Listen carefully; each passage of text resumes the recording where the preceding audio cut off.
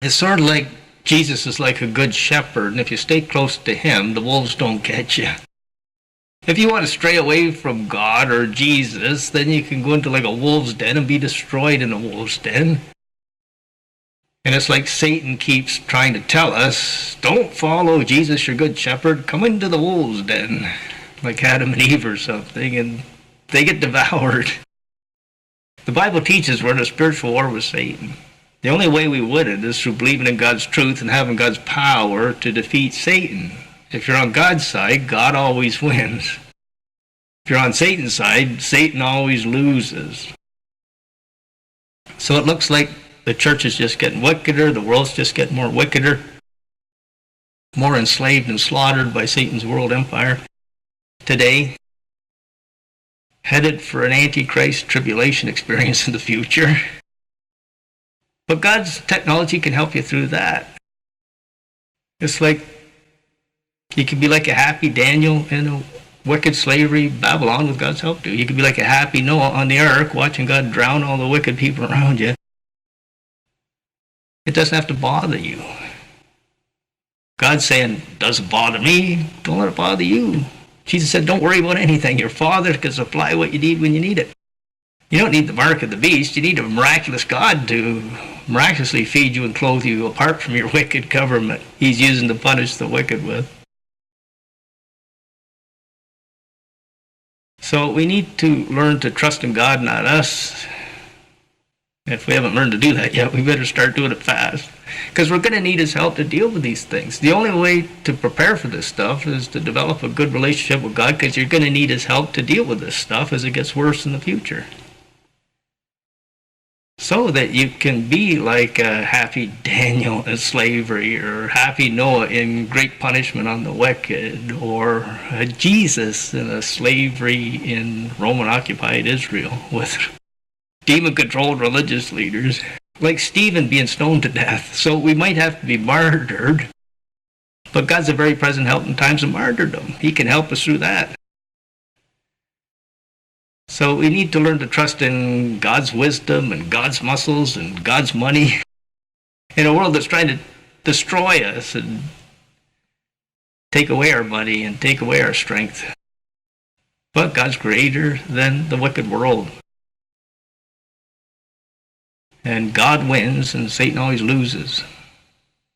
So we're being attacked, or they're trying to get us to believe in lies. It could be voice-to-skull technology through chemicals and Wi-Fi.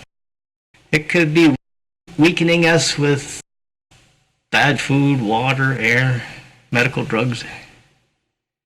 But God's greater than all that. You got to have that hope that it's a very evil and suffering world. It's like my motto. I got to live in an evil and suffering slave world, but God can help me through it, bring good out of it for me, make me happy in it, help me not to be bothered by it. God's in control of it, not Satan and the wicked governments or whatever. God can tell me what to do and give me the power to do it, and I can be a successful Noah, I can be a successful Daniel in slavery, I can be a successful Stephen being martyred. Whatever the problem, God's a very present help in our times of trouble. In his presence is a fullness of joy. So we got to live through this evil and suffering world because wicked people want to be wicked and get slavery. It's like God has the king's heart in his hand and he directs it wherever he wills. He's in control of the government.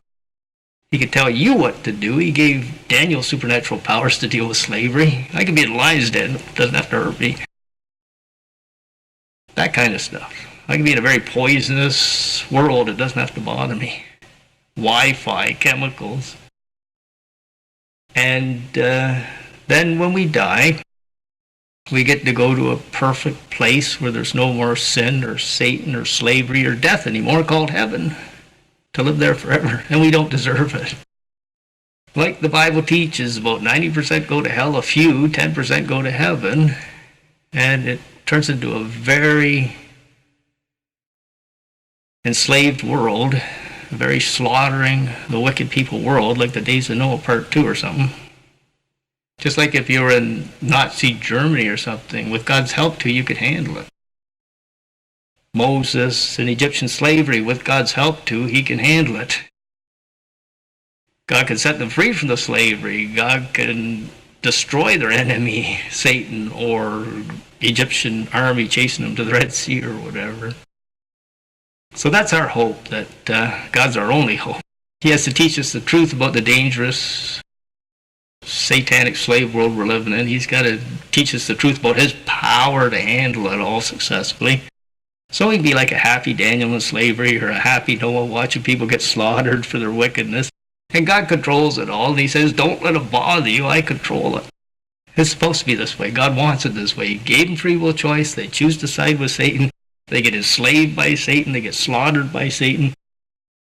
World War III, economic collapse, famine, rioting, apostasy. That's what the future looks like. But God can help you through it. Now when you go to heaven, you're free from all this stuff. All because God wants to give you free gifts to have it. I don't deserve it. I don't deserve to be alive and breathing today with a second chance at paradise when I die. But God wants to give it to me because he's a good God. He doesn't have to allow any of us to be alive and breathing after Adam and Eve or something. He's merciful. He's trying to see if he can find a few people that want his gifts to get saved, become his children, be his friends, go to heaven forever, build a family in heaven, which is about 10%, the few. And we got to watch all these wicked people get what they deserve. They want to reject God's salvation. They don't want to obey God. They get slavery. They get slaughter in a satanic world empire today. Getting worse into the tribulation. But God's technology is a billion times more powerful than Satan's. He can help you to handle it.